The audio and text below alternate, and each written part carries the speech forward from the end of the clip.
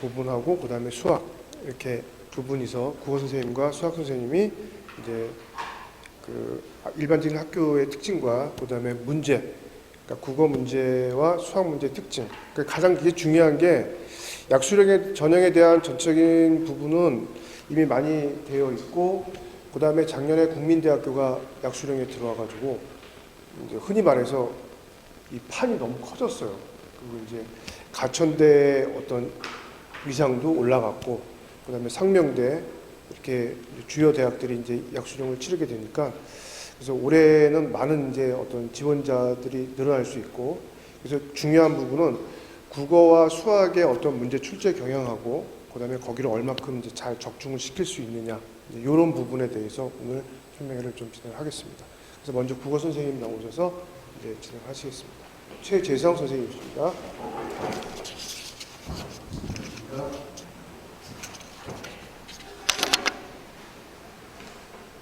예, 더블랙 지휘상봉에서 논술 수업하고 있습니다. 일반 통합 논술도 하고 약수형 논술 수업도 하고 있는데요.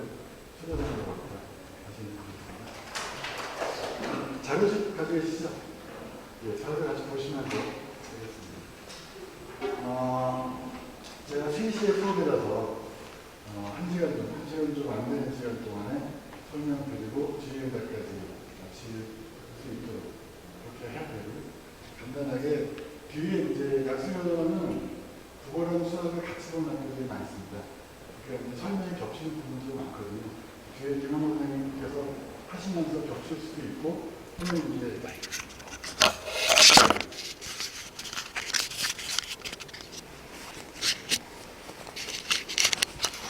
조금 다를 수도 있는데 일단 같이 두 설명을 비교하시면서 정리해 보시면 괜찮을 것 같고요. 그 다음에 이제 이 자료집에서 약수령 전반에 대한 설명들은 다 돼 있으니까 가져가셔서 보시면 참고가 될 겁니다. 다음에 개별적으로 이제 지원하는 학교들이 있지 않습니까? 제가 뒤에 부록으로 국민대, 가천대, 상명대는 세부사항까지 적었는데 아직 지금 대부분의 학교들이 모집 요강 발표가 안 됐습니다. 6월달 정도 되면 이제 모집 요강이 나올 거고요. 그러니까 세부 시행 계획이 모두 확정된 건 아닙니다. 어떤 학교들은 2026년도 모집 요강이 아직까지 큰 변화가 없으니까 남아있는 경우가 있고, 그 다음에 이제 대학 입학 전형, 대입 전형 이제 기본 계획이라고 해서 학교마다 좀 빠르게, 모집 요강보다 빠르게 발표되는 내용들이 있는데, 아직 그것도 발표되지 않은 학교들도 많습니다. 그래서 관심 있고 이제 지원하실 학교들은 그 학교 홈페이지에서 공지사항이나 이제 모집 요강이 나올 때 한번 주의 깊게 보시는 게 좋을 것 같고요. 자료집에는 현재까지로는 최신, 지금까지 정리된 내용들을 적어놨지만 변경 가능성도 있다는 점. 근데 아마 제가 봤을 때는 큰 변동은 없을 겁니다. 자, 약수령 논술이라고 좀 얘기하는데 간략하게 역사라고 할까요? 출발을 좀 말씀드리면, 우리나라에서 약수령 논술을 제일 먼저 실시한 대학은 가천대입니다. 지금도 가천대가 이제 약수령 논술을 대표하는 학교고요. 이 학교는 이제 수시 예산 3,600명 정도를 뽑는데 그 중에 1,000명이 좀 넘는 인원을 약수령 논술로 뽑습니다.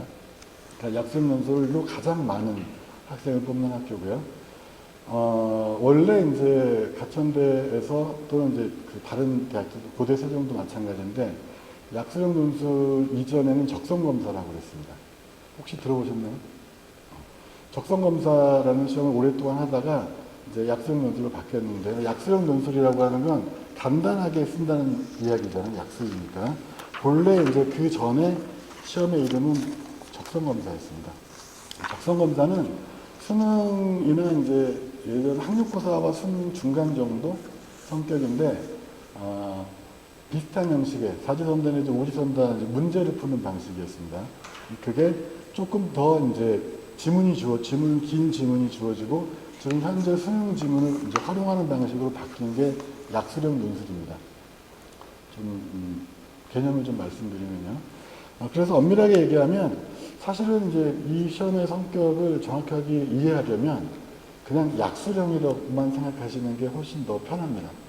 논술이라고 생각하시면 우리가 일반 논술이라고도 하고 통합 논술이라고도 하는데, 그 통합 논술, 일반 논술이랑 헷갈리잖아요. 뭔가 좀 비슷할 거라고 이제 생각하시는데, 공통점보다는 차이점이 훨씬 많습니다. 차이가 훨씬 많아서 거의 다른 형태의 시험이라고 보시면 됩니다. 그러니까 우리가 보통 이제 제가 인문 논술 수업도 같이 하는데요. 인문 논술, 수리 논술, 통합 논술이죠. 이런 통합 논술이랑 약수형 논술을 같이 준비하기는 어렵습니다. 수리 같은 경우는 그래도 좀 겹치는 부분들이 있어서 한 반에서 뭐 약수형도 하고 또는 이제 그 약수형 뭐 일반 수리 논술도 하는 경우도 있을 수 있는데 인문 논술 같은 경우는 성격이 좀 더 다릅니다. 더 달라서 약수형 수업이랑 인문 논술을 같은 시간에 진행하는 건 굉장히 어렵습니다. 자, 그래서 간략하게 이제 약수형 논술에 대한 이제 말씀을 드렸는데 쉽게 이해하시면 주관식 서술형 또는 한 문장 정도 쓰는 서술형 내지는 이제 단어로 쓰는 단답형에 훨씬 더 가깝습니다. 그러니까 논술이라고 이름을 붙이기에는 성격이 좀 안 맞죠. 그래서 약수형 논술을 이해하실 때는 논술이라면 별 상관없다라고 생각하시는 게 맞고요. 이제 문과는 수능 국어에 훨씬 가깝고요. 이과는 수능 수학에 훨씬 더 가깝습니다. 수학 국어와 훨씬 더 가까운 성격이고, 다만 이제 수능과 조금 이제 다르다. 그것도 다른 점보다는 비슷한 점이 훨씬 더 많습니다. 왜냐하면 약수형 논술, 특히 이제 가천대든 국민대든 EBS 수능 특강 수능 완성이랑 같이 연계돼서 나오거든요. 나오기 때문에 그냥 수능과 훨씬 더 비슷한 유형의 시험이다. 그리고 그래서 정확하게 말씀드리면 예를 들면 이제 인문 같은 경우에 국어 같은 경우 여기 문과 같은 경우에는 수능 특강 수능 완성을 수능 연계 교재를 제대로 공부하는 게 바탕이고 먼저입니다. 이게 되어야만 그리고 그 다음 단계에서 학교별 유형에 맞춰서 이제 훈련하는 거죠. 연습하고 그 실전적으로 연습하는 게 필요한 거고, 그런데 그런 기초 준비 없이 그저 문제만 비슷한 유형의 문제만 풀어서는 효율이 좀 낮습니다. 그래서 학생들은 대개 이제 약수형 논술 이제 수업을 들으면 국어 같은 경우에는 이제 왜 수능 특강을 많이 학교에서도 하고 혼자서도 하는데 라고 생각하는데 그걸 제대로 다지는 게 훨씬 더 중요한 시험입니다. 이 페이지에 보시면 이제 차이가 표로 정리되어 있는데요. 일단 논술은 짧으면 한 400자, 300자, 200자도 있지만 2, 3, 400자 정도에서 길면 800자에서 1000자 정도 긴 글을 쓰는 시험인데, 약수형은 단답형이거나 길어야 3, 40자를 넘지 않은 경우가 많습니다. 문항수는 일반 논술은 적으면 두세 문제, 많아야 4문제 정도인데 약수형은 8문제 내지 15문제. 옛날에 적성검사 때는 문제수가 훨씬 더 많았습니다. 20, 30문제씩 풀었는데요. 그때 좀 문제가 됐던 거, 적성검사 시절에 문제가 됐던 건 가천대로 예를 들면요. 시간 내에 그 문제를 다 푸는 학생이 없습니다. 그때도 국어랑 수학이랑 2개 봤거든요. 지금도 국어, 수학을 동시에 보는 학교들이 더 많습니다. 그런데 이과에도 국어를 풀어야 되고 문과에도 수학을 풀어야 됩니다. 그런데 이제 약수형 논술은 특히나 이제 수학을 포기한 학생들은 어렵습니다. 왜냐하면 변별력이 수학이 훨씬 더 높거든요. 그래서 아주 잘해야 되는 건 아닌데, 옛날에 적성검사 때는 전체 응시자 중에서 시간 내에 국어, 수학 문제를 모두 푸는 학생이 거의 없습니다. 그런데 많이 푸는 푼 정답의 개수가 많은 학생이 붙는 거거든요. 100점이 같았습니다, 그때는. 그러면 최대한 많은 문제를 푸는 학생이 이제 붙고, 이때 문제가 되면 어차피 다 못 푸는 거면, 그러면 풀 수 있는 문제를 많이 푸는 애가 붙을 확률이 높겠죠. 가장 최악의 경우는 못 푸는 문제를 붙잡고 앉아서 시간 보내다가 그것도 못 풀고 다른 문제도 못 푸는 경우. 이러면 이제 거의 떨어지는 겁니다. 그 당시에 이제 적성검사 수업을 할 때 학생들한테 실제로 기술적으로 가장 많이 제가 가르쳤던 건 이게 풀 수 있는 문제냐, 풀 수 없는 문제냐. 왜냐하면 현실적으로 그게 당락을 결정하는 제일 중요한 문제였거든요. 못 푸는 문제를 어차피 다 못 풉니다. 어차피 다 못 푸는 거, 그거 못 푸는 문제를 붙들고 앉아가지고 시간을 보내는 건 낭비이고 떨어지는 지름길이기 때문에 그걸 판단하는 게 제일 먼저였고요. 풀 수 있는 문제 빨리 풀고 정확히 맞추고 이 개수를 늘려가라는 방식으로 연습을 많이 했는데 지금 약수령도 바뀌고 나서는 그 정도로까지는 아니지만 그래도 여전히 마찬가지로 전체에서 어려운 문제들이 있습니다. 국어든 수학이든. 그래서 그 시간은 좀 모자라게 되어 있고요. 판별하는 능력은 여전히 필요합니다. 뒤에 다시 말씀드리겠습니다. 자, 난이도. 일반 논술은 이제 예를 들어 국어 같은 경우는 제시문이 있죠. 제시문이 있고 논제라 그래서 문제가 한 3문제 정도 나오는데 통합논술에서 인문논술에서 등장하는 제시문은 일반적으로 수능 비문학 지문보다 좀 더 어렵습니다. 난이도가 좀 있는 지문들이 훨씬 더 많이 나오는데 약수령 같은 경우는 좀 쉽습니다. 수능보다 쉬운 시험입니다. 왜냐하면 작년에 이제 국민대가 처음 약수령을 이제 들어오면서 선풍을 일으켰죠. 100대이 넘는 경쟁률이 기록되고, 왜냐하면 이제 가천대가 그 전까지는 제일 위의 대학이었거든요. 가장 상위 대학이었는데 이제 가천대 위로 국민대가 들어오니까 아래 위에서 국민대를 많이 쓰는 거죠.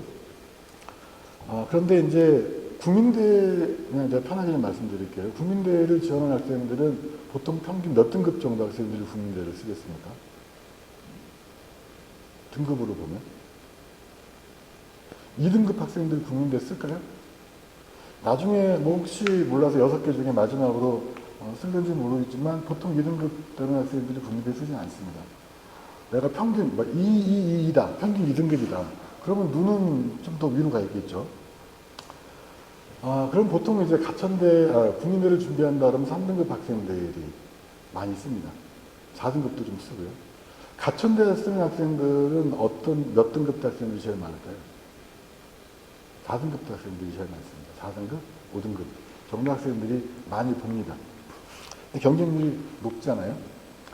그러면 예를 들어 가천대를 기준으로 하면 국어가 2등급이다. 그럼 되게 쉽습니다. 내가 모의고사로 국어가 2등급 정도 나온다. 그럼 가천대 문제는 국어 문제는 그렇게 어렵지 않습니다. 수학이 2등급이다. 가천대 아주 쉽습니다. 그런 학생들은 가천대를 안 쓰죠. 그렇지 않을까요? 어떤 학교든 특히 논술이 그런 성격이 강한데 내가 지원하는 학교의 문제는 나한테 어렵습니다.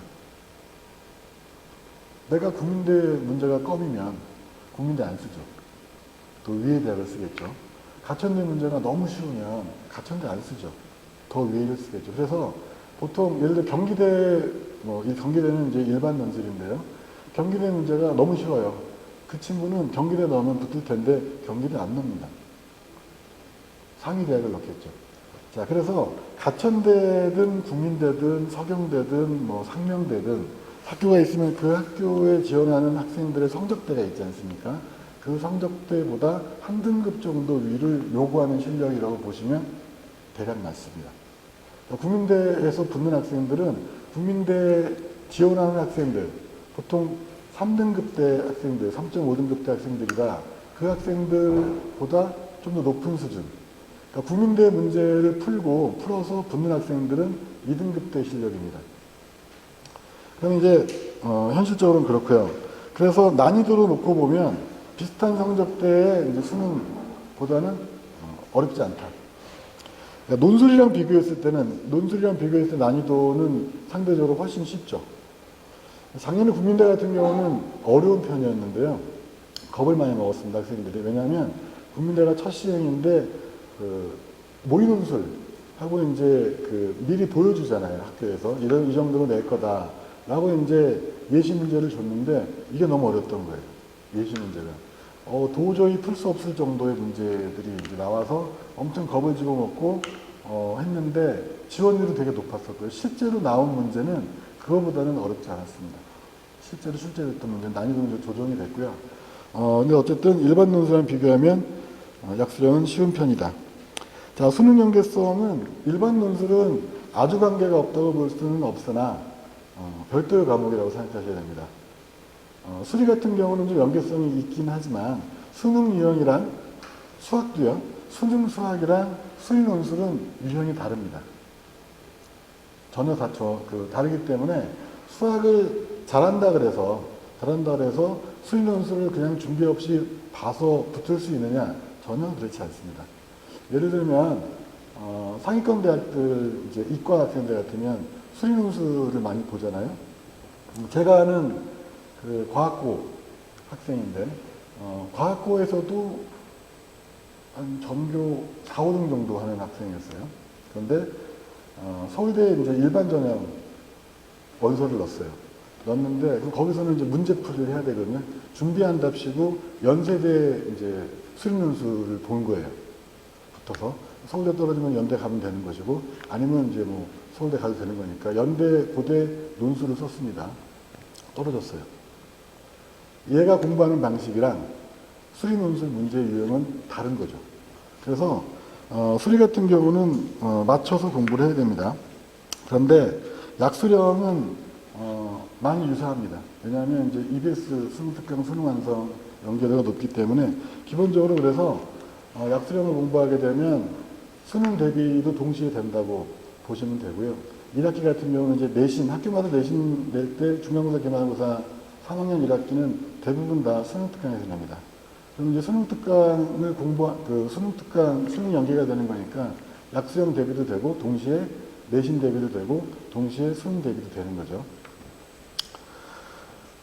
그 다음에 저 범위는 수학 같은 경우는 뭐 수, 1, 2, 확통, 미적분, 기하 들어가게 되고요. 그런데 이제 약수령은 대부분 다 수 1, 수 2입니다. 미적분 들어가는 경우는 극히 일부고요.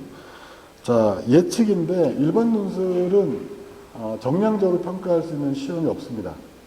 대학들마다 대학에서 모의논술 같은 거 보는 경우도 있거든요. 그 다음에 이제 모의논술 응시한 학생들 채점도 해주고 점수도 매겨주고 첨삭도 해주는 학교들도 있습니다.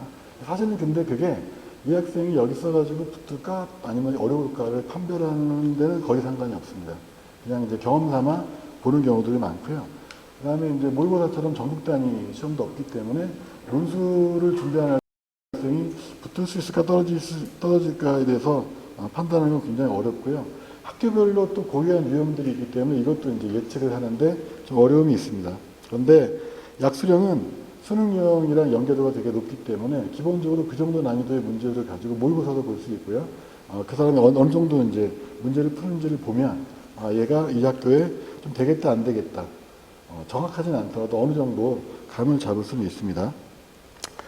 자, 대상 학생은 뭐 당연히 이제 그 일반 논술은 상위권 학생, 물론 이제 중하위권 학교 중에서도 일반 논술 보는 학교들이 있지만 상위권 중심으로 구성되어 있고요. 약수령은 대개 3등급에서 4, 5등급 또는 뭐 6등급 정도까지 보는 학생들이 많습니다. 자, 약수령 논술이 4등급 내서 6등급 학생에게 유리한 이유. 자, 결과 아까 말씀드렸습니다. 결과적으로 우리가 이제 그 수시가 있고 정시가 있는데 수시 6장 쓰고 정시 3장 쓰지 않습니까? 수시 6장을 쓰는데 수시와 정시에서 그 지금 같은 이제 고3 교실에 가보면 3월달, 뭐 4월달까지도 나는 정시에 올인할 거야. 이런 학생들 많습니다. 꽤. 학생부 교과로 가기에는 내신이 좀 안 되고, 학종을 하기에는 뭐 내신도 별로 자신 없고, 활동도 별로 없고, 논술하기에는 좀 부담스럽고, 뭐 이런 학생들이 굉장히 많거든요.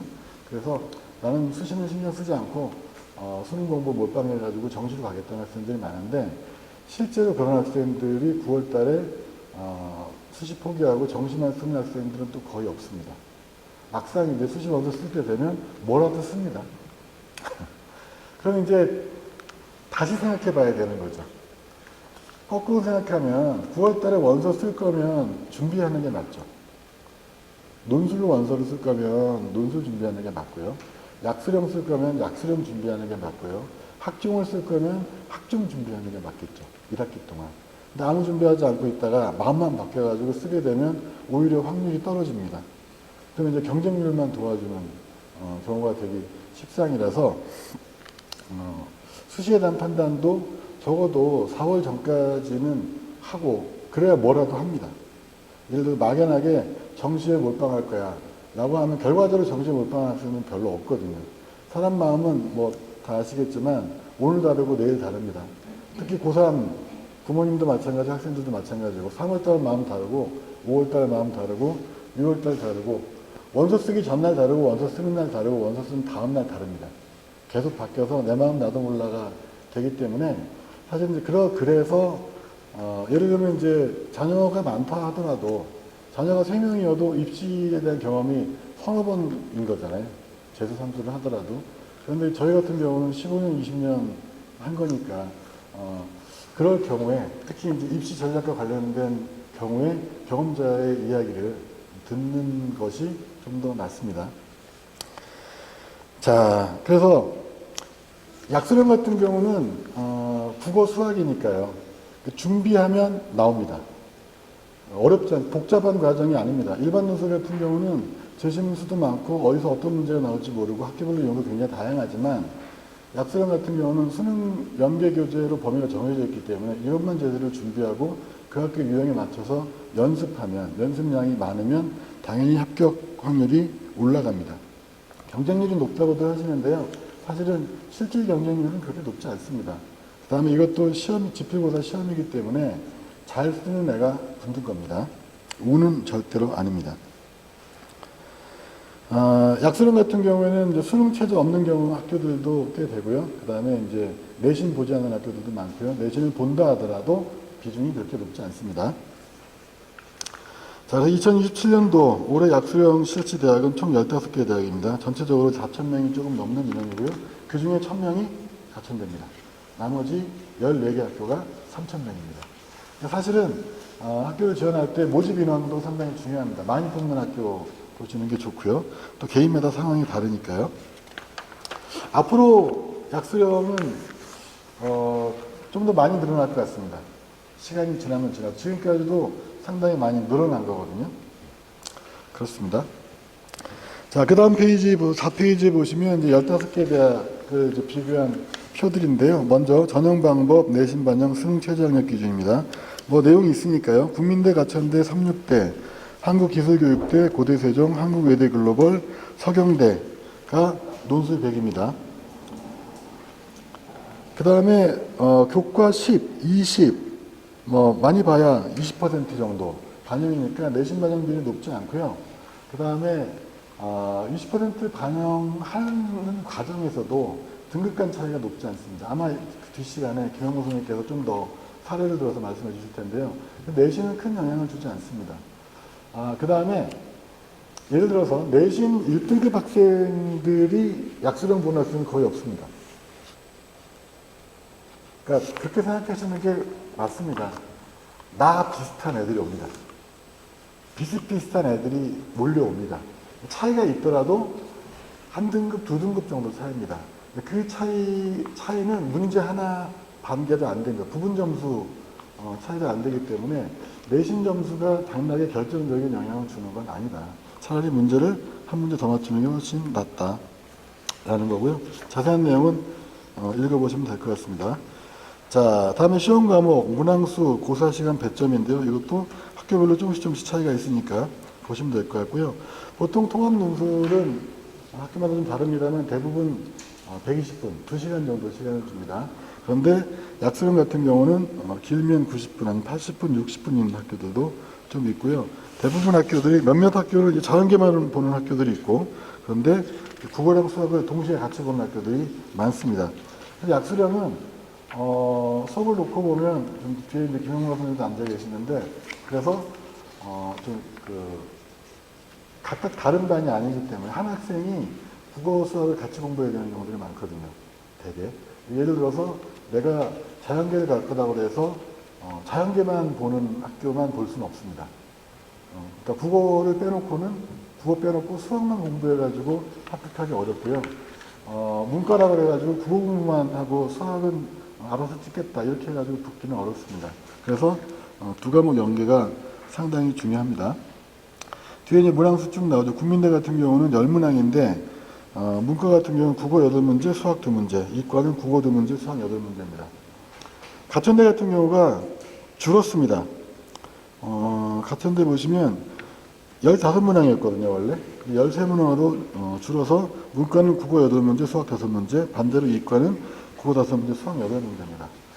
국어가 중요할까요? 수학이 중요할까요? 국민대 가천대를 놓고 보면. 문과는 국어가 중요하고 이과는 수학이 중요할까요?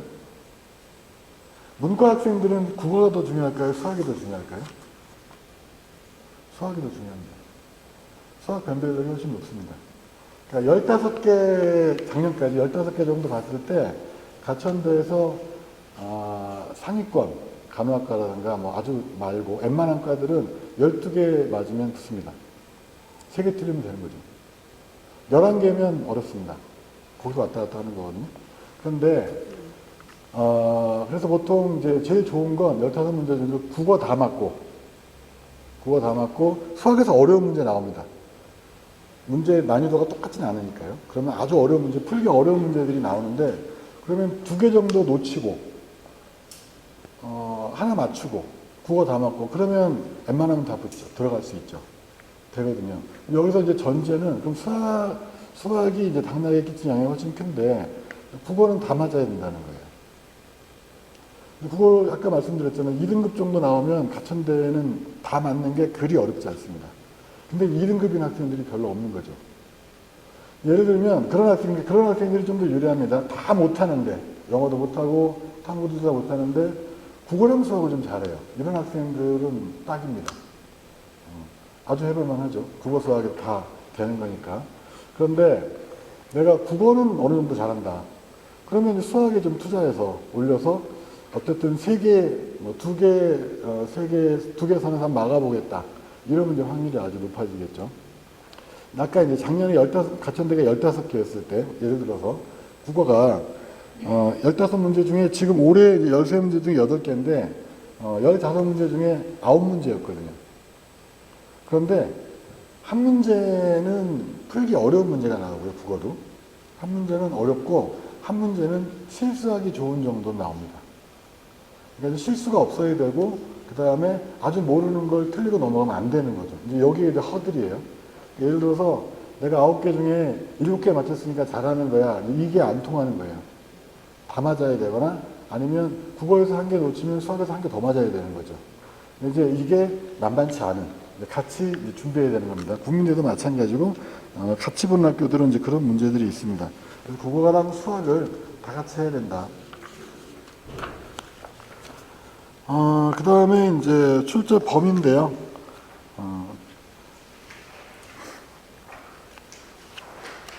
국어 수능 연계가 이제 되는 학교들이 대부분 다 문학, 독서. 그런데 이제 예를 들면 엄매가 들어가는 경우들도 있고요. 가천대 국민대 같은 경우도 이제 국어, 문학, 독서인데 국어 같은 경우에 수학은 이제 뭐 뒤에 옆에 따로 있고요. 그런데 이제 가천대 같은 경우는 문법 문제가 꼭 한 문제씩 나오고요. 이것도 좀 준비를 해야 되고, 국민대 같은 경우에도 국어, 문학, 독서니까 여러 영역에서 출제가 됩니다. 그 다음에 이제 뭐 뒤에 이제 세부적으로 나오지만 가천대는 거의 모두 수능 연계됩니다. 근데 국민대 같은 경우는 아닌 문제들도 나옵니다. 그러니까 이제 일반적인 거죠. 그러면 내가 준비하지 않았더라도 기본적인 능력을 기르는, 처음 보는 문제가 나오더라도 대응할 수 있는, 수능과 비슷한 형태죠. 그런 능력도 키워야 됩니다. 경쟁률은 이제 뒤에 나오시는데요. 2페이지에 7페이지에 있습니다. 작년에 이제 국민대가 돌풍이었습니다. 128.47대 1. 만만하지 않죠. 2021학년도에 논술에서 경쟁률 논술이 제일 높죠. 학종이랑 교과 합쳐도. 수시에서 가장 높은 경쟁률이 연세대 경영학과였습니다. 134대 2. 그래서 어마어마하다 했는데 28명 뽑는데 그때 3,400명이 갔거든요. 근데 이제 그러면 도대체 저걸 어떻게, 운이 당연히 이제 필요한 거지만 비슷비슷한 애들이 많이 오니까 그래도 잘하는 순으로 28명이 뽑히는 겁니다. 그 다음에 1위는 성균관대 의예과에서 나왔습니다. 5명인가 6명 뽑는데 역시 3,000 몇백 명이 와서 666대 이겼습니다. 숫자도 굉장히 기가 막히죠. 작년에 이제 그 100대 넘는 이제 그 국민대가 기록했는데 어쨌든 이제 데이트를 쳐서 올해는 어떨지 모르겠는데 올해도 국민대 인기가 사그라들 것 같지는 않습니다. 왜냐하면 이제 그 정도 위치거든요. 국민대보다 위에 있는 학교 지원한 학생들은 6번째 중에 마지막 칸으로 국민대를 쓰는 경우들이 많고요. 약수령을 준비하면서 가천대 중심으로 그 다음 밑에가 이제 상명대 가천대니까 여기 준비하는 학생들이 또 한 장 정도는 국민대 써보거든요. 그래서 생각보다는 이제 좀 허수가 많이 끼어들죠. 실질 경쟁률은 그렇게 높진 않습니다. 자세한 내용들은 이 표를 보시면 알 수 있을 것 같고요.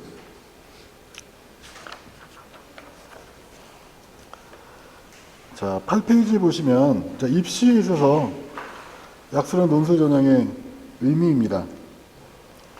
일단은 이제 지금 3월달이니까요. 이 중에 이제 혹시 자녀 입시를 경험하신 분들도 있겠지만, 아니신 분들도 있고, 아는 학생들도 있으니까, 잠깐 기본적인 말씀을 드리면, 수시는 무조건 상향이죠. 그렇죠? 왜냐하면, 정시로 갈 수 있는 대학을 수시에 넣지는 않잖아요. 그래서 수시는 무조건 상향입니다. 그러면 정시로 갈 수 있는 대학은 어떻게 알 수 있죠? 아직 안 봤는데 수능을. 모의고사 보고 알 수 있는 거죠. 그래서 입시 상담할 때 학생한테 제일 먼저 물어보는 게 모의고사 점수입니다. 내신이 아니라. 교과를 선택하든 학종을 선택하든 논술을 선택하든 가장 먼저 물어봐야 되는 건 모의고사 점수입니다. 왜냐하면 수시는 상향이니까 어떤 전형을 준비하든 먼저 알아야 되는 건 정시의 기준선이잖아요. 정시로 갈 수 있는 학교가 어디까지냐. 그 다음에 그 기준선 이상의 학교를 내가 가야 되겠는데 그런 목표에서 어떤 전형이 나한테 유리한지를 따져봐야 되는 거죠. 정시로 갈 수 있는 데보다 무조건 위로 쓰는 건데, 그쵸? 수시, 안 그러면 이제 납치죠. 더 낮은 학교를 쓸 수는 없잖아요. 자, 그런데 이제 정확하진 않지만 수능을 잘 볼 수도 있고 못 볼 수도 있으니까 기준선을 일정하게 잡고 그거보다 높은 학교를, 괜찮습니다. 높은 학교를 쓰는데 교과가 유리하면 교과를 쓰는 거고요. 학종이 유리하면 학종을 쓰는 거고 논술이 유리하면 논술을 쓰는 겁니다. 그런데 세 가지만 얘기하면 교과는 내신 성적으로 가는 거잖아요. 이것도 숫자죠. 3년 동안 내가 받은 등급의 평균을 가지고 지원하는 거지 않습니까? 학교별로 기준은 다르죠. 그래서 학생부 교과는요, 내가 받은 점수를 그 대학 홈페이지에 들어가서 입력해요. 입력할 수 있는 란이 있거든요. 그럼 거기서 학교별로 자기 기준에 맞게 환산 점수를 다 바꿔줍니다. 그러니까 내가 원하는 학교가 있어서 그 학교 홈페이지에다가 입력을 하면 그 학교 기준으로 내 점수가 나옵니다.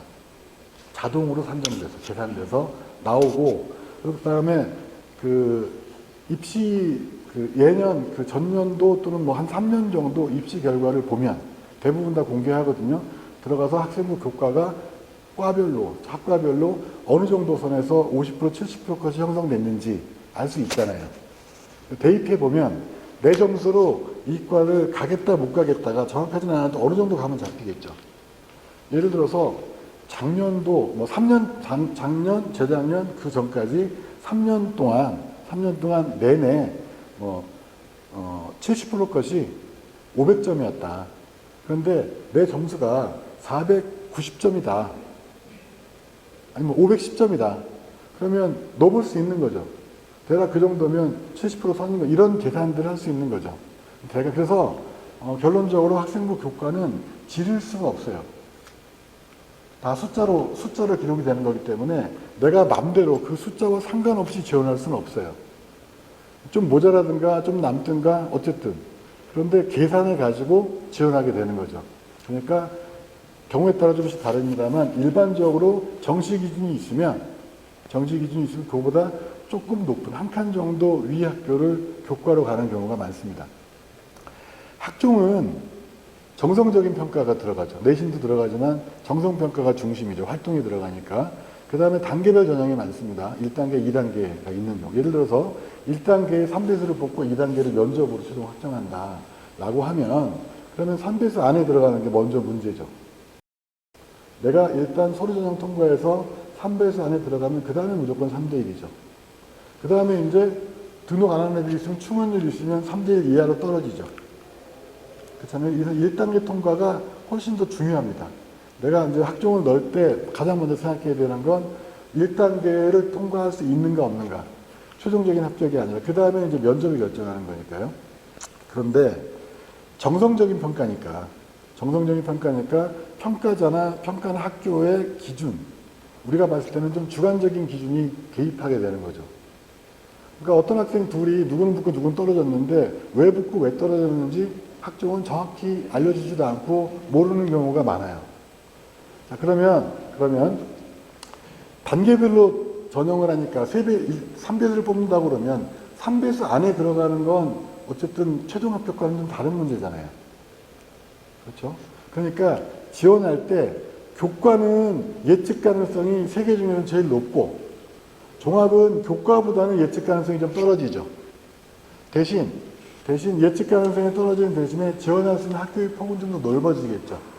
그래서 학종을 선택하는 학생들이 일반적으로 다 그런 건 아니지만 평균 이상으로 교과보다 학종을 좀 더 높겠습니다. 학교에서. 논술은 어떤 학생들이 쓰는 거냐? 약수령도 마찬가지고 일반 논술도 마찬가지인데요. 학종이나 교과로는 갈 수 없는 대학이에요. 그런 학과고. 그런데 내 마음속에서 놓아지지가 않아요. 버릴 수가 없어요. 다른 방법이 없다는 것도 알겠어요. 자, 그런데 정시는 수능 봐서 가는 거고요. 어쨌든 그건 어려울 것 같고 수시는 그보다 높게 쓰는 거니까. 그런데 교과나 학종으로는 어려운 학교인데 나는 그 학교를 꼭 가고 싶어요. 근데 그러려면 수능 준비하고 내신하는 것 말고 별도의 노력을 해야 돼요. 다른 별도의 준비를 해야 돼요. 근데 그렇게 해서라도 내가 마지막 남은 기회라고 생각하고 한번 해보겠다라고 도전하는 학생들이 제일 많습니다. 그러니까 논술은 학종이나 교과에 비해서는 성격상 좀 적극적인 과목이라고 볼 수 있죠. 왜냐하면 약수령 같은 경우는 이제 수능이랑 연계되는 경우가 많은데 일반 논술 같은 경우는 교과랑 아무 상관없거든요. 학교에서 안 가르치고요. 배우는 내용과 별 상관이 없고 그러면 내가 따로 시간을 내야 되잖아요. 따로 노력을 해야 되고 그러면 모의고사 점수가 내 마음대로 되는 것도 아니고요. 할 일은 많고 시간은 모자라고 힘도 들고 어렵기도 하거든요. 그래서 준비를 이제 주저하는 학생들이 많은데 그럼에도 불구하고 논술을 선택하는 학생들은 어쨌든 이 전형을 통해서 내가 측정하는 영역이 좀 다르니까 내가 이쪽에서 내신 전쟁에서는 좀 밀렸지만 수능 전투에서도 좀 밀렸지만 논술 전투에서는 난 이건 내가 강점이 있으니까 한번 해볼 만하다 내지는 특별한 노력을 통해서 한번 해보겠다는 학생들이 제일 많은 겁니다. 약수령도 기본적으로는 수능이랑 연계도가 굉장히 높지만 성격은 비슷합니다. 정시로 갖춘 데 가려면 몇 등급 정도 나와야 됩니까? 평균 3등급이면 갖춘 데 갈아요? 선생님 갑니까? 3333이면? 물론 기준이 다르죠. 표준 점수로 가는 거고 100분이나 표준 점수로 가는 거고 정시는 수시는 등급으로 하잖아요. 그런데 대략 비교했을 때 4개 영역이 모두 3등급이다. 3333이다. 갖춘 데 쉽지 않습니다. 의외로 3.5 3등급이면 인서울 쉽지 않죠. 서울대학교 가기 쉽지 않습니다. 그러니까 수시에서 마찬가지로 수시에서 아까 4등급 학생들이 지원율이 제일 높다고 말씀드렸잖아요. 4등급 학생들이 제일 많은데 정시로 4등급 학생들은 같은 데를 넣을 수 없죠. 꿈도 꿀 수 없습니다. 충청도에서 알아봐야 됩니다. 평균 4등급이면 경기도나 충청도를 알아봐야 됩니다. 어렵죠. 국민대 수능 학생들은 3등급 대 학생들이 많습니다. 3등급 받고 국민대 못 가죠. 정시로는.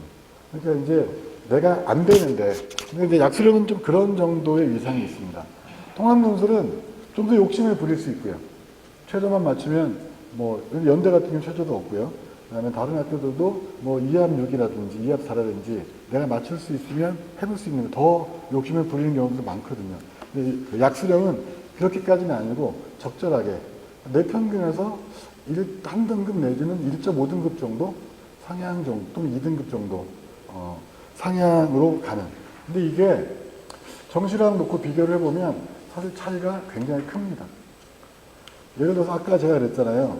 정시로 갈 수 있는 학교를 수시로 쓰진 않는다고. 그 다음에 수시 지원할 때 가장 먼저 잡아야 되는 기준이 정시로 어느 정도 학교 갈 수 있는가라고 말씀드렸잖아요. 실제로 수능을 봤는데 모의고사에서 내가 예측했던 그 점수가 나왔어요. 그럼 정시에 그 기준을 삼았던 그 대학을 갈 수 있을까요? 웬만해서 못 씁니다. 3장 써야 되는데 안정으로 가야 돼. 대부분은 그거보다 좀 살짝 낮추어서 가는 경우가 많습니다. 붙으려면. 그렇죠. 이게 일반적인 양상입니다. 그러니까 가천대를 수시에서 정시로 가천대를 이제 꿈도 못 꾸는데 수시로 갈 수 있다라고 하는 건 굉장히 큰 차이입니다. 사람마다 상황이 다르고요. 그 다음에 이제 지금 아까도 말씀드렸듯이 3월이랑 9월이랑 11월이랑 다 마음이 다릅니다. 내 마음 나도 모릅니다. 계속 바뀝니다. 그런데 갈수록 커집니다. 격차가. 그러니까 그 받아들이는 차이가 커집니다.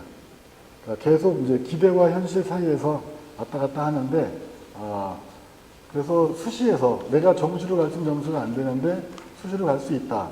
그런데 아주 특별한 노력은 아니고 정시 준비하는 거랑 병행할 수 있는 수업이거든요. 그 다음에 정시 준비에도 도움이 됩니다. 하물며 수능특강, 수능 완성을 연계해서 하기 때문에 그러니까 해볼 만한 일인 거죠. 그런 의미에서. 자, 그 다음에 뒤에 마찬가지로 결과적으로는 같이 간다. 자, 그 다음에 이제 수업에 대한 소개 잠깐 드리고 이제 마치겠습니다. 아까 수능 연계가 된다고 말씀드렸잖아요. 수학이랑 국어랑 좀 다릅니다. 수학은 예를 들어서 수능이 연계된다 그래서 정해져 있잖아요. 공식이라든가 유형이라든가 비슷비슷합니다. 문제은행도 문제들도 있고요. 국어는 약간 좀 경우가 다른데 수학은 이따 이제 기령호 선생님 말씀해 주실 거고 수능특강만 놓고 보면요. 수능특강이 매년 한 번씩 나오지 않습니까? 수능특강, 수능 완성이. 그런데 2026학년도 수능특강이 작년에 나왔고요. 올해는 2027학년도 수능특강이 지금 나와서 애들이 보고 있습니다. 그 두 개는 같은 이름을 갖고 있지만 아무 상관도 없는 책이죠. 다른 책입니다. 우리가 보통 예를 들어서 지금 이제 부모님들 고등학교 다닐 때 정석해법이 있잖아요. 그럼 개정판이 나오잖아요. 책이. 그러면 작년도에서 문제 몇 개 바꾸고 뭐 새로운 게 있으면 바뀌는 정도로 이게 개정판이잖아요. 그런데 수능특강, 수능완성 이런 수능 연계 교재들은 전면 교체입니다. 왜냐하면 연계되니까. 작년에 국어 문학 같으면 비문학은 똑같은 지문이 일단 무조건 아무것도 없고요. 문학도 작년 수능특강에서 다뤘던 작품들은 올해 수능특강에 한 개도 없습니다. 다 다릅니다. 겹치는 작품이 아무것도 없어요. 왜냐하면 작년에 나왔던 지문들은 작년에 다 연계됐고요. 올해 또 연계할 수는 없잖아요. 그러니까 올해는 새로운 연계를 해야 되기 때문에 새로운 작품들, 새로운 글들로 구성되니까 작년 해마다 새 책이 계속 나오는 겁니다. 1년마다 새로운 책이 계속 나오는 겁니다. 문제는 예를 들어서 가천대를 준비한다. 그러면 작년 수업할 때는 작년 수능특강이랑 연계되는 거니까 연습문제 풀거나 모의고사 풀면 작년 수능특강 문제를 가천대 형식에 맞춰서 변형해서 수업을 해야 되잖아요. 근데 작년의 문제를 올해, 작년 교재를 올해 또 쓰기는 좀 부담스럽습니다. 왜냐하면 공부를 한다는 차원에서는 의미가 있을 수 있는데 이 학교 유형에 맞춘다. 가급적이면 올해 수능특강, 수능완성에 있는 지문들을 사용해서 문제를 만들면 적용될 가능성이 높잖아요. 맞출 가능성이 높잖아요. 가급적이면 예년 문제보다는 올해 문제를 해야 되겠죠. 그러면 매년 새로 나오는 수능특강 때문에 약수령 논술 교재는 매년 새로 나와야 되는 거죠. 새로 만들어야 되는 겁니다. 이게 쉽지 않아요. 이 점이. 그러니까 시중에 교재가 없습니다. 거의. 이것만 맞춰가 있긴 한데 많이 떨어집니다. 올해 수능특강 국어 같은 경우에 올해 수능특강 문학과 비문학에 나와 있는 지문을 활용해서 가천대, 국민대, 상명대 같은 학교 양식에 맞춰서 연습 문제를 만들고 교재를 만든 교재들은 없습니다. 출판된 것 중에 거의 별로 없습니다. 있어도 많이 떨어집니다. 연계도가. 시간이 얼마 없어서 자랑도 같이 해야 돼서 수업 특징은 제일 중요한 건 제가 한 5년 정도 약수령 수업을 했는데 이런 성격들 때문에 매년 교재를 만들어서 했습니다. 지금까지는 작년까지는 국민대가 없어서 가천대 위주로 했으니까 예를 들어서 우리가 같은 지문 나오거나 비슷한 문제 나오면 적중했다라고 얘기하잖아요. 사실 가천대는 적중했다고 말하기 굉장히 민망합니다. 어차피 같은 교재에서 연계돼서 거기서 뽑아가지고 대학에서 문제를 내는 거고 저는 교재를 만들어서 그거 가지고 애들을 가르치는 건데 그 문제가 그대로 나왔다 그래서 이걸 내가 맞췄다고 할 수 있나요? 어차피 수능 특강에서 나오는 건데 그렇게 말하기 어렵고요. 그래서 대부분 작년 같은 경우에는 3분의 2 정도 비슷하게 나온 것 같아요.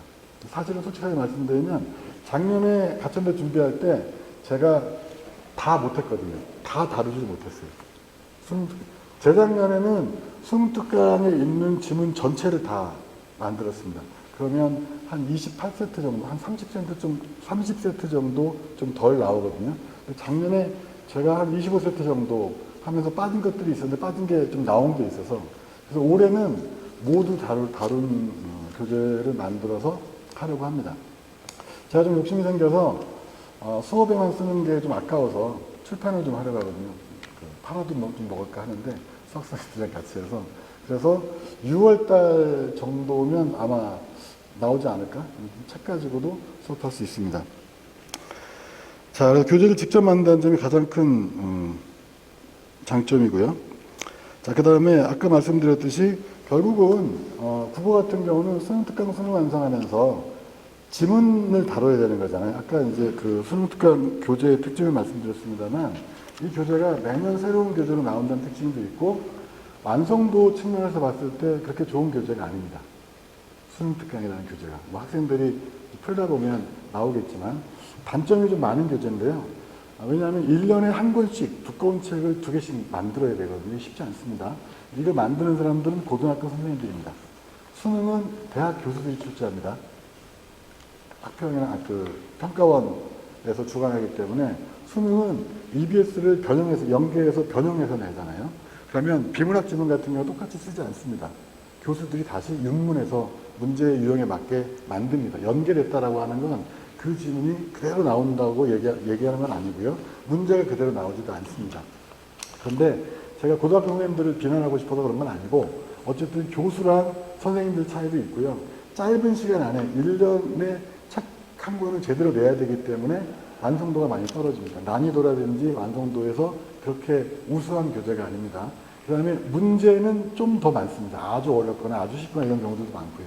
그래서 수능 특강 자체가 중요한 게 아니라 이게 수능에 연계된다는 점이 중요하기 때문에 연계되어서도 맞출 수 있으려면 지문, 문학이든 비문학이든 그 지문에 해당하는 개념을 정확하게 익혀야 됩니다. 그러니까 수능 특강 지문 풀고 지문 읽고 문제 풀어서 몇 개 맞았나는 중요하지 않습니다. 그건 별로 중요하지 않고요. 그 지문이 요구하는 수준의 이해를 했는가가 훨씬 더 중요합니다. 수특에서는. 그 다음에 수특의 특징은 교사용 지도서가 없습니다. 보통 일반적인 이제 출판물들은 교사용 지도서가 있죠. 내신 교재들도 마찬가지고 수특은 그게 없습니다. 선생님들이랑 학생들이랑 같은 책을 봅니다. 똑같은 교재를 봅니다. 선생님들이 따로 보는 교재가 없습니다. 수업 준비할 수 있는 교재가. 수능 특강 사용설명서라는 책이 있긴 한데요. 이것도 형편없습니다. 완성도가. 별 도움이 안 됩니다. 혼자 공부하는데. 자, 그래서 학교에서 선생님들이 수능 특강 수업을 제대로 하려면 준비를 많이 해야 됩니다. 왜냐하면 애들이 보는 책이랑 선생님이 보는 책이 똑같거든요. 같이 보면서 준비해서 학생들을 가르쳐야 되기 때문에 다른 교재를 가지고 수업하는 것보다 품이 많이 들어갑니다. 그래서 성실하신 선생님들은 그렇게 준비해서 학생들을 가르치시지만 그렇지 않은 선생님들도 많습니다. 특히 문학, 비문학이 있으면 보통 고등학교, 중고등학교 국어 선생님들은 대부분 국문과나 국어교육과를 나오신 분들입니다. 전공이 문학이죠. 문학은 전공자입니다. 비문학은 문학이 아니죠. 전 과목입니다. 인문도 나오고 예술도 나오고 철학도 나오고 정치, 경제, 사회, 문화, 과학, 기술, 간호, 수학도 나옵니다. 근데 이게 전체 범위이기 때문에 문학이 아니기 때문에 문학 전공자들이 비문학을 문학처럼 가르치는 건 또 쉽지 않습니다. 그 다음에 뭐 그렇다 하더라도 개인차가 있겠고요. 그 전혀 다른 분야의 공부를 했다 하더라도 한 1, 2년 정도 열심히 공부하면 가르칠 수 있는데 그렇게 하시는 선생님들의 비율이 많이 높지가 않습니다.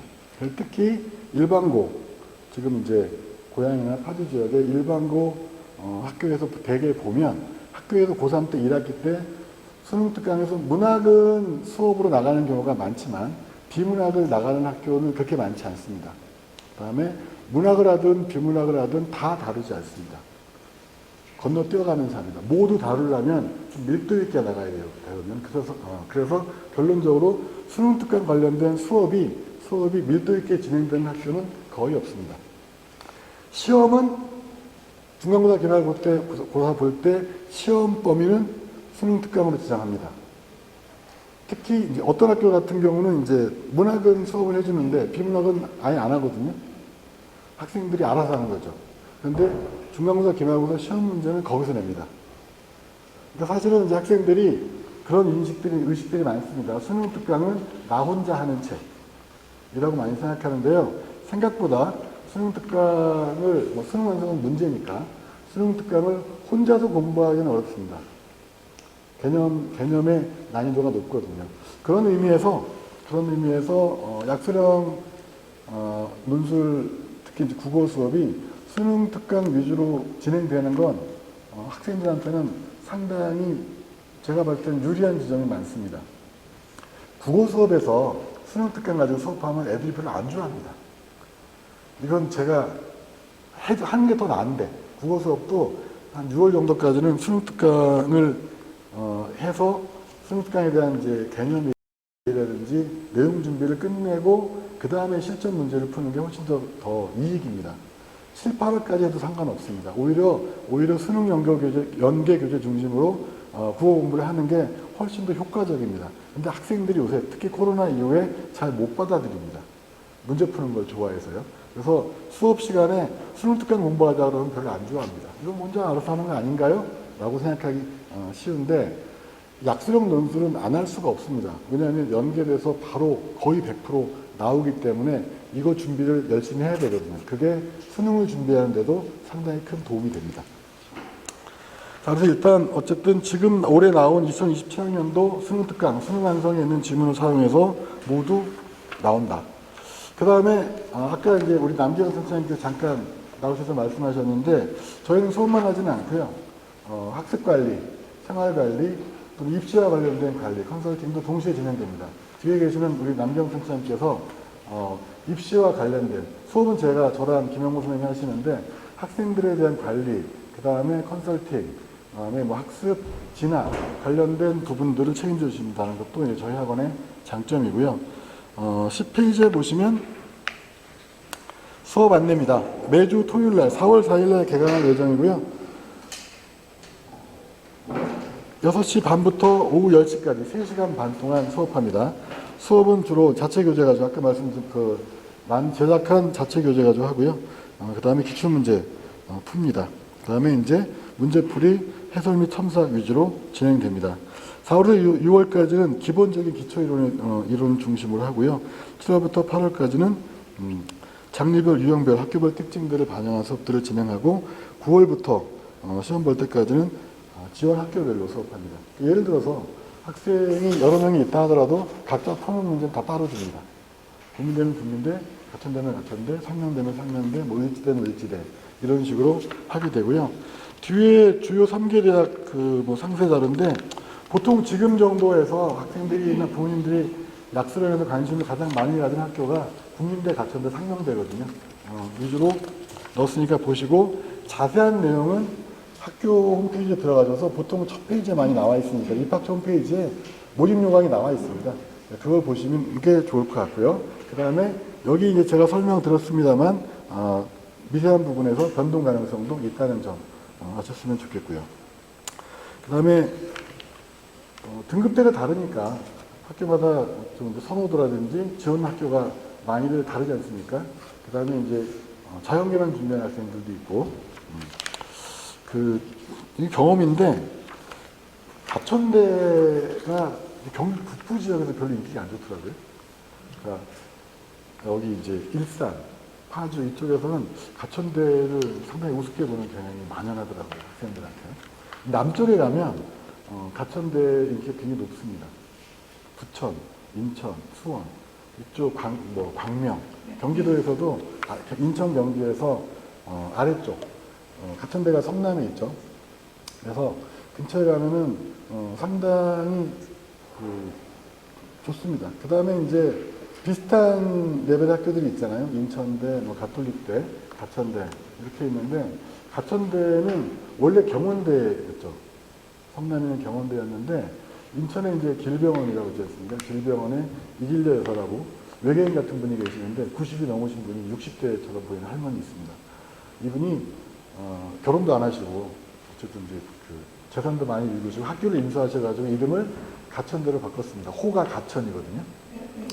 그리고 투자를 엄청 많이 하셨어요. 근데 가천대는 투자가 굉장히 많이 되는 학교고 그 다음에 이제 그래서 실제로 발전 가능성이 높은.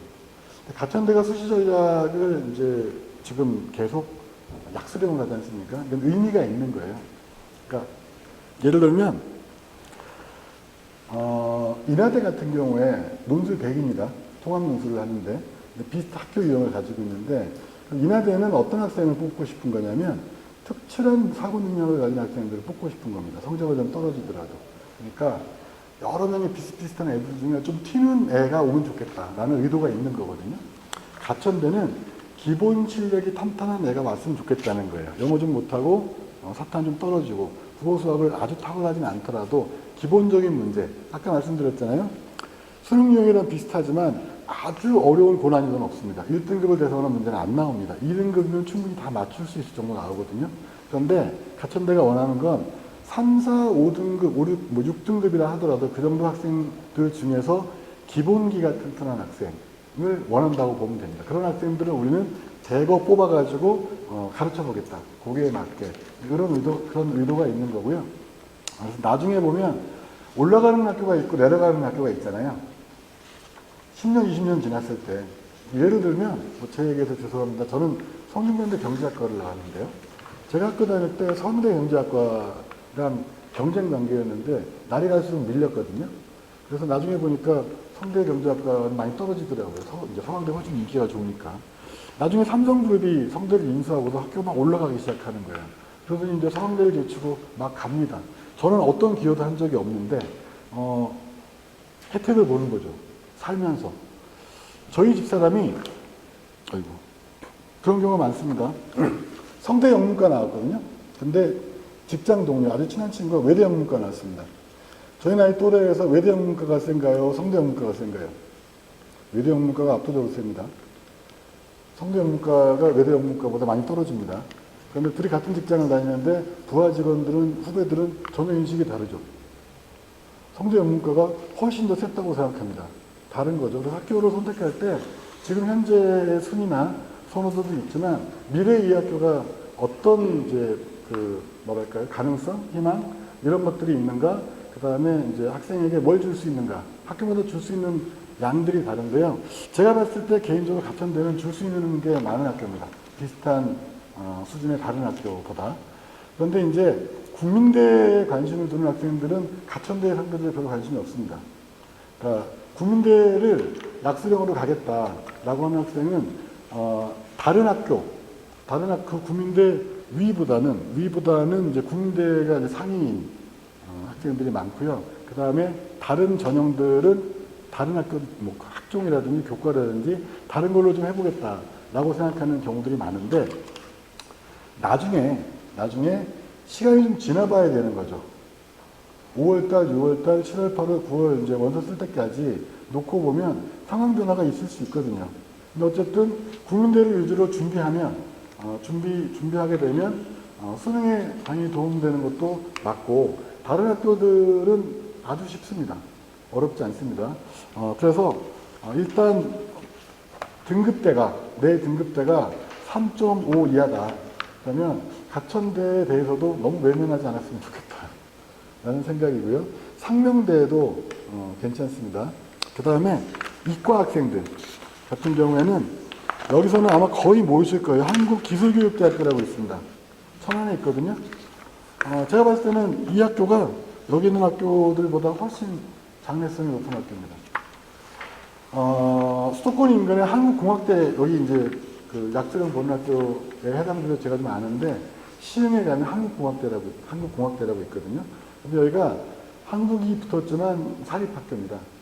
그런데 나름 내실 있고 튼튼한 학교입니다. 비슷한 성적대에서 보면 가면 괜찮은 학교예요. 취직 잘 됩니다. 그런데 한국공학대가 주로 중견기업 또는 중소기업, 중견기업에 취직이 많이 되는데 한국기술교육대학교는 대기업에 많이 갑니다. 삼성 이런 데도 많이 가고요. 천안에 있어서. 그리고 기출문제를 보시면 아시겠지만 이 학교 문제가 굉장히 어렵습니다. 국민대보다 어렵습니다. 그래서 인문 같은 경우는 사회랑 수학이랑 사회를 나눠서 보거든요.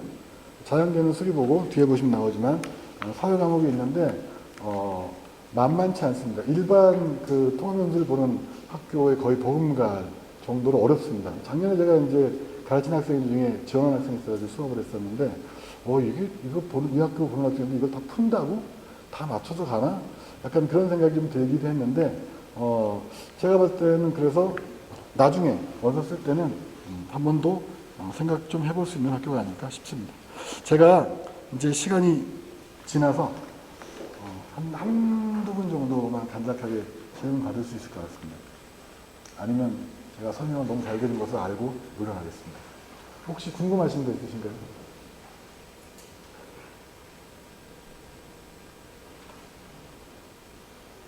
네. 그러면 이어서 수련논술 김용모 선생님 말씀 듣는 시간 갖도록 하겠습니다. 고맙습니다. 안녕하세요. G1 성공에서 수련논술 가르치고 있고요. 좀 힘드실 것 같은데 조금 5분 쉬었다 할까요? 아니면 그냥 진행할까요? 그냥 해도 되고 짧게 저는 마무리하겠습니다. 앞에서 최재성 선생님이 다 전반적인 얘기를 해주셔갖고 저는 수학 관련된 거에 중점적으로 좀 말씀을 드리고 좀 금방 끝내도록 할게요. 중간에 뭐 화장실 가실 분은 조용히 갔다 오시면 됩니다. 예. 저는 PPT를 좀 준비했거든요. 저는 오랫동안 이제 뭐 초창기에는 이제 수능 수학도 하고 내신 수학도 하고 하다가 논술 위주로 이제 한 10수년 하고 약술이 생긴 다음부터는 원래는 약술이 없었죠. 약술이 최근에 생겼고 이제 그 전에는 적성 이렇게 했었는데 약술이 생긴 이후로 약술이랑 같이 해갖고 병행해서 계속 이제 논술 위주로 수업을 하고 있는 강사입니다. 그래서 뭐 전반적인 내용은 저도 이제 기록은 해놨는데 좀 생략할 건 생략하고 빨리빨리 진행을 하겠습니다.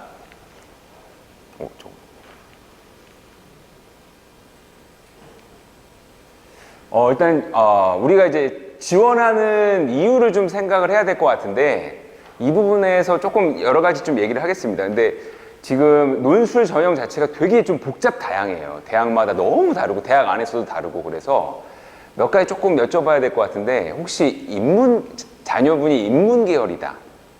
좀 손 좀 들어주실 수 있을까요? 인문 계열. 자연 계열 쪽이다. 그럼 한 반반 정도 되시네요. 인문 계열이면 또 이제 국어 영역이 더 중요할 거고 자연 계열이면 수학 영역이 더 중요할 건데 근데 대부분의 약술형 대학이 두 개를 동시에 보기 때문에 무시할 수는 없습니다.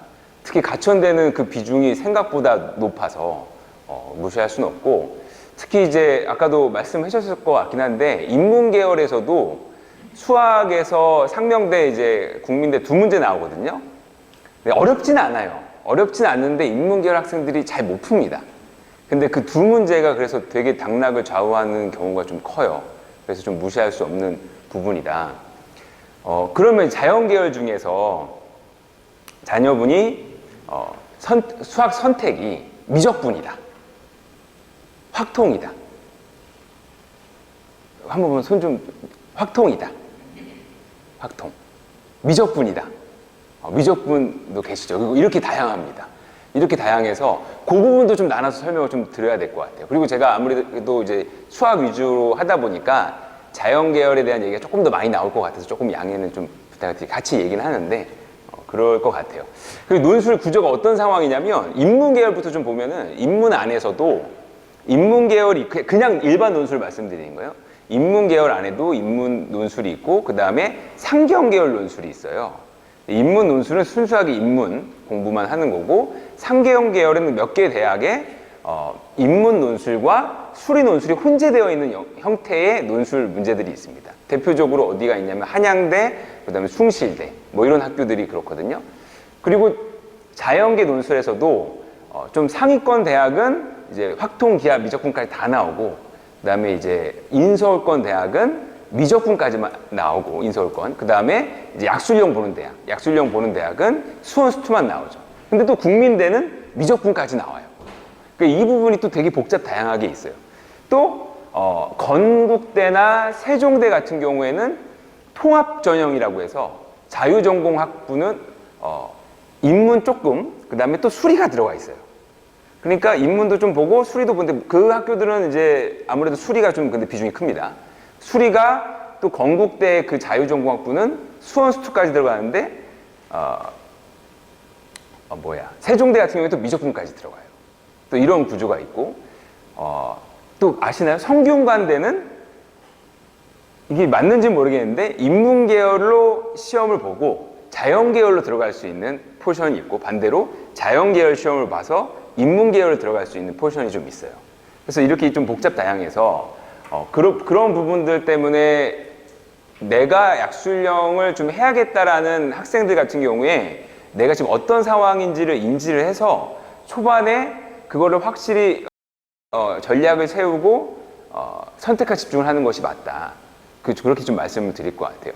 근데 만약에 이제 인문 계열이라고 먼저 얘기를 하면은, 근데 인문 계열에서 약술형을 이제 생각을 하고 있다라고 한다면 조금 이제 인서울권 정도 돼도 괜찮다고 이제 받아들이고 준비를 할 것 같은데,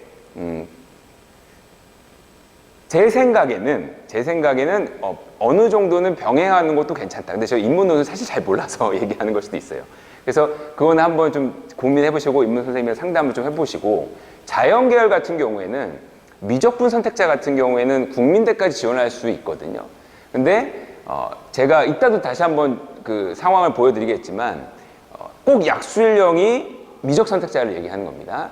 약술형이 꼭 합격 가능성이 더 유리해진다, 그렇게 볼 수는 없어요. 그래서 제가 학생들한테 얘기하는 게, 미적분을 선택했다면 병행하는 게 맞을 수 있다, 상황에 따라서. 물론 개별적으로 차이가 있으니까. 근데 확통 선택을 했을 때 미적분을 이제 준비를 전혀 안 한다고 한다면, 그때는 이제 사실은 이제 일반 논술은 힘들어요. 제가 이제 학생들이 와서 일반 논술 확통 선택자가 상담을 합니다. 꽤 조금 있습니다. 제가 몇 가지 질문, 그 친구들은 일반 논술을 하고 싶으니까 왔겠죠. 몇 가지 제가 간단한 수학적 질문을 해요. 미적분에 대한. 그거에 대해서 대답을 못하면 제가 딱 그냥 단호하게 돌려보내요. 일반 논술 못하고 인문 논술을 하던가 아니면 약술형으로 가라, 이렇게 얘기를 하거든요. 그래서 만약에 그런 상황이라고 한다면 좀 말씀을 드리는 게, 약술형이라고 하는 게 이제 인서울과 수도권이잖아요. 근데 그거를 본다는 건 내신이 좀 안 되니까 이제 보는 거니까, 저는 그걸 좀 추천을 드릴 것 같아요. 선택과 집중을 하는 게 맞다. 수능, 그거는 견해가 좀 다를 수는 있어요. 근데 제 생각에는 그렇게 인서울권과 그 수도권을 좀 목표로 한다면 수능을 좀 이것저것 하는 것보다 차라리 선택과 집중을 해서, 그 목표치가 좀 낮아지겠죠. 어쩔 수 없는 부분이 있습니다. 선택과 집중을 해서 지금부터 그것만 준비해서 하는 게 훨씬 경쟁률이 좋을 수 있다, 이렇게 말씀을 드릴 수 있을 것 같아요. 근데 솔직히 인문 쪽은 국어 영역은 제가 잘 모르는 부분이라서 그 부분은 조금 더 상담이 필요한데, 수학 영역은 좀 확실하게 말씀드릴 수 있을 것 같아요. 왜냐하면 문제 난이도가 그렇게 어렵진 않은데 연습량이 많이 필요하거든요. 근데 이것저것 하면서 등급을 올리는 게 되게 쉽지는 않아요. 근데 수학만 집중해서, 그리고 최저 맞추는 정도만 집중해서 한다면 더 다른 학생들보다 경쟁력 있게 올릴 수 있다, 이렇게 좀 말씀을 드릴 수 있을 것 같아요. 그래서 일단 내신은 당연히 이제 안 좋으니까 준비하는 것 거고, 수능 최저는 일단 무조건 맞춰야 됩니다. 이것도 아마 강조하셨을 건데, 국민대 작년에 진짜 많이 못 맞췄거든요. 그래서 작년에 저 여기저기서 막 수업하고 주변에도 물어보면 국민대에는 노쇼가 마지막 파이널 하는데 막 빈자리 막 텅텅 비었다는 얘기를 너무 많이 들어갖고, 최저가 진짜 중요합니다. 예. 그리고 이제 방금 얘기한 선택과 집중이 진짜 중요한 것 같아요. 선택과 집중. 그래서 지금 그거를 명확하게 잡고 목표를 좀 낮춰서 근데 여기만 하자 준비해서 하는 것이 더 근데 여기서 이제 문제는 뭐냐면 선택과 집중을 하는 건 뭐냐면 공부 양을 줄이라는 거예요. 다른 거 이것저것 하지 말고. 근데 그냥 전체적인 공부량을 줄이면은 그건 문제가 되겠죠. 그러니까 열심히 하되 다른 거를 줄여서 여기에 집중하자. 그 얘기를 말씀드리는 건데 학생들이 공부를 잘 안 하죠. 이렇게 얘기하면 아, 시간이 여유가 있구나 이렇게 생각을 공부를 안 하는데 그걸 말씀드리는 건 아니에요. 이건 아마 다 들으셨을 거예요. 그죠? 네, 그래서 넘어가겠습니다. 가천대가 아이고 여기 없구나. 외대는 자연계열만 이제 글로벌 캠퍼스라고 해서 인문은 없고 글로벌 캠퍼스라고 해서 약술령이 있어요. 근데 거기는 이제 수학만 나옵니다. 수학만 나오고 좀 특이한 케이스인데 여기는 특이하게 그 본캠에 한 학과 AI랑 랭귀지 융합학부라는 게 있거든요. 근데 거기 최저가 좀 높습니다. 2합 4거든요. 근데 거기는 약술령을 뽑아요. 유일하게 본캠에서 약술령 뽑는 학과다. 근데 인기가 워낙 좋다. 경쟁률이 100대 1이 넘습니다. 그래서 그 정도만 좀 말씀을 드리고 그래서 이제 국민대 같은 경우에는 문제 스타일을 좀 말씀을 드리는 거예요. 수학 문제 스타일입니다. 국어는 잘 모르겠고 국민대는 국어 8문항, 인문계열은 수학 2문항, 자연계열은 국어 2문항, 수학 8문항인데 이런 구조로 나옵니다. 수학이요. 단답형으로 나와요. 단답형. 약술형인데 단답형이에요. 그래서 사실상 국어는 약술형이 맞는데 수학은 그냥 단답형이에요. 근데 단답형이 어떤 식이냐면 단계적 단답형입니다. 그러니까 이거 하나를 풀 때 일부러 이렇게 단계를 나눠주는 거예요. 그래서 그거를 하나씩 답을 내면서 단계적으로 풀어내는 스타일이다. 그래서 그냥 단답형입니다. 답만 맞추면 돼요. 그래서 약술이라는 의미가 좀 이제 퇴색되는 거죠. 난이도가 여기는 아직 그 작년에 기출문제 공지를 안 했거든요. 근데 작년에 예상 문제는 좀 쉬웠어요. 그래서 이렇게 되면 진짜 이거 변별이 될까 했는데 시험 보고 온 학생들의 반응은 꽤 어려웠다. 예상 문제보단 꽤 어려웠다. 이런 반응이에요. 그 다음에 상명대는 역시 인문계는 국어 8, 수학 2문항, 자연계열은 국어 2문항, 수학 8문항인데 여기 조금 달라요. 지금 이거 같은 경우에는 단답형과 약술형이 혼재되어 있어요. 얘네는 이게 약간 머리를 쓴 거죠. 그래서 1번 같은 경우 이것도 단계적 단답형입니다. 이거를 학교에서 알아서 구분을 지어줬어요. 근데 일부 문항은 서술이 들어가요. 약술. 이렇게 이제 두 개를 섞어서 출제한다. 당연히 약술형이 배점이 좀 높습니다. 단답형보다는. 난이도가 어렵습니다. 그러니까 이게 뭐 기준 어디에 잡냐라고 하는데 약술형들이 가천대부터 해갖고 했잖아요. 처음에 가천대가 약술형 처음에 딱 도입했을 때 진짜 쉬웠거든요. 근데 진짜 쉬워도 그때 합격자 점수가 한 15문제 그때 지금 올해부터 좀 바뀌었어요. 15문제 나오는데 한 3, 4문제까지는 합격할 수 있었어요. 틀려도. 3, 4문제까지. 근데 점점 조금씩 어렵게 하더니 진짜 어렵게 돼요, 요즘에는. 얘네가 뭐 예전에는 어삼시사라고 들어보셨나요? 어삼시사. 어려운 3점, 쉬운 4점 정도라고 이제 어려운 난이도가. 근데 요즘에는 준킬러급까지도 나오지 않나. 뭐 한두 문제 정도는. 작년 건 아직 공지를 안 해서 모르겠는데 재작년에 인문계열 문제도 야 이거 인문계열 풀 수 있나? 이런 문제도 돼요. 그래서 재작년에 합격 커트죠. 작년 거는 이제 결과가 논술 점수는 안 나왔고 재작년에 합격 커트는 문제가 너무 어렵게 나와서 어느 정도 합격 커트가 나오냐면 좀 낮은 학과는 15문제인데 제일 낮은 학과는 8점 몇 문제 맞추면 합격하는 거예요. 대충 어떤 학과냐면 식품영양학과, 조금 낮은 학과, 그 다음에 뭐 응급구조학과 이런 데가 좀 낮거든요. 그런 데는 8점 몇 점이에요. 15점 만점에.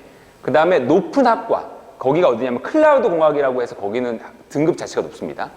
거기 같은 경우에는 이제 한 11점대, 대체적으로 90점대 나와요. 15문제에서 한 9문제 정도가 대부분이 9문제 정도 됩니다. 그러니까 일단 6문제 정도 틀려도 합격할 수 있는 거예요. 6문제 틀려도. 그러니까 생각보다 문제가 어렵습니다. 많이 틀립니다. 많이 틀리고. 근데 가천대 예를 드는 거예요. 근데 가천대 같은 경우에는 인문보다는 이제 수학이 좀 어렵다라는 반응이에요. 그래서 인문이 단답형이거든요. 수학이 좀 어렵다라는 반응이어서 수학이 조금 더 중요하다. 문제 수도 많고 이렇게 보시면 될 것 같고, 가천대는 수학은 그냥 약술형이에요. 그냥 수학은 약술형인데 어떤 식으로 약술형이 되는지는 이따가 좀 보여드리겠습니다. 어떤 식으로 약술형? 말 그대로 약술형이에요. 말 그대로 약술형. 그냥 서술하시고 이렇게 나옵니다. 그래서 인원수나 뭐 이런 거는 뭐 꽤 많이 뽑습니다. 대학 그 약술형 보는 대학교만 보면은 꽤 많이 뽑아요. 그래서 당연히 준비를 좀 해야 되는 거고, 선택과 집중해서. 그리고 이제 수능 전에 보는 학교들이 있잖아요. 상명대랑 이제 서경대 이렇게 있는데, 제가 근데 왜 약술형도 아닌 이런 대학교를 좀 넣어놨냐면, 미적 선택자 같은 경우에 아까 말씀드렸잖아요. 그 미적 선택자 같은 경우에는 약술형만 생각하지 말고 수리논술 같이 생각해야 한다라고 말씀을 드린 게, 어떤 게 합격이 더 잘 되냐라고 했을 때 이걸 알 수가 없어요. 그래서 선택지에 같이 넣고 생각을 해보셔야 되고, 지금 오늘 한 분밖에 안 계시니까 그 부분은 뭐 이 정도만 강조를 하겠습니다. 그래서 인원수가 이제 있는데, 그 이유를 좀 말씀을 드리자면, 국민대 같은 경우에 논술 약술형이죠. 작년에 206명 뽑았고 전체 인원에서 7%예요. 7%. 근데 단국대 보시면 310명 뽑고 15%입니다.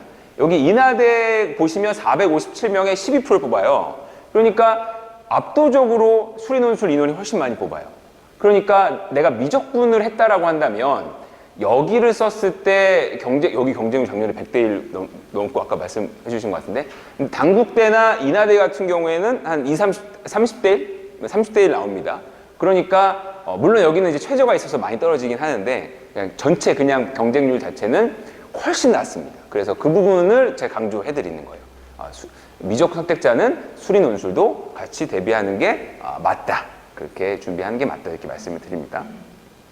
물론 난이도는 수리 논술 훨씬 어려워요. 근데 어려우면 똑같이 어려운 거기 때문에 가능성 면만 보면은 어떤 게 더 좋다. 이렇게 말씀드리기가 좀 어려울 것 같다는 걸 말씀드리는 겁니다.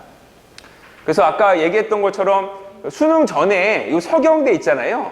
여기가 이제 경쟁률이 좀 낮아질 수밖에 없어요. 아무래도 수능 전에 보니까. 근데 상명대는 낮지 않습니다. 상명대가 약술형 보는 학교 중에서는 좀 탑 학교니까 수능 전에 봐도 높습니다. 여기는 인원도 조금 뽑고, 그래서 그렇게 좀 말씀드릴 수 있을 것 같아요. 을지대가 있었던 것 같은데, 을지대 빼먹었네. 예. 그 다음에 이제 최저를 좀 정리해서 좀 말씀을 드리자면, 이것도 다 들으셨죠? 예.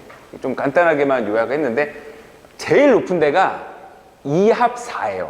여기가 어디냐면 이제 가천대 클라우드 공학이랑 한국외대, 아까 얘기했던 그 약술형 보는 학교 중에서는요. 근데 여기는 이제 좀 경쟁률도 세고, 좀 뭐랄까, 좀 경쟁률 세고 합격 컷도 높죠. 대체적으로 이제 진짜 우리가 순수하게 약술형 중에 어디가 제일 높냐라고 하면은 2합 6이죠. 고려대 세종, 국민대. 2합 6. 2합 6. 한 군데 제가 빼먹었네요. 이 근처에 항공대 있잖아요. 항공대도 수원 수투까지만 나옵니다.